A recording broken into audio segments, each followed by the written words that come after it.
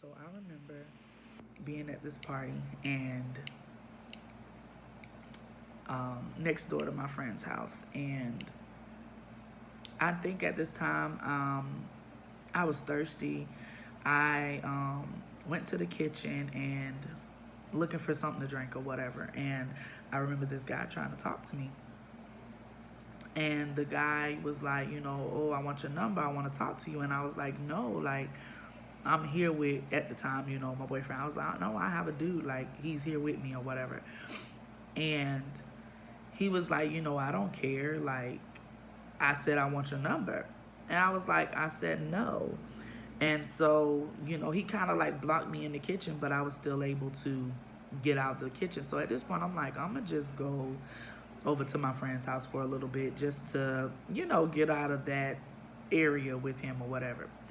So he follows me over to my friend's house and he pulls out a gun and he threatens me and asks me for my number. And I told him no.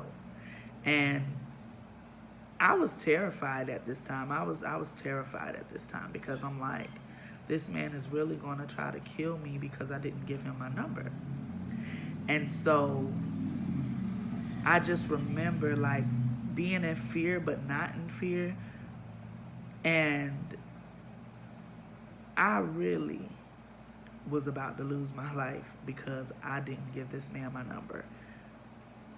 That right there for me, all I can say is I made a phone call, people pulled up and confronted this person, confronted him. And they was ready, they was deep. They was ready to go off, you know, which they had let him know, like, this is my little sister. Like, don't ever let me hear that you messing with her again. And the guy just, backed off like, oh, my bad. Like, I didn't know, and that was that.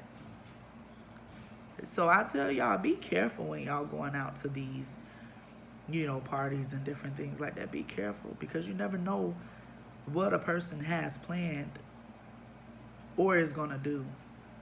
You have to really be careful out here. Be safe.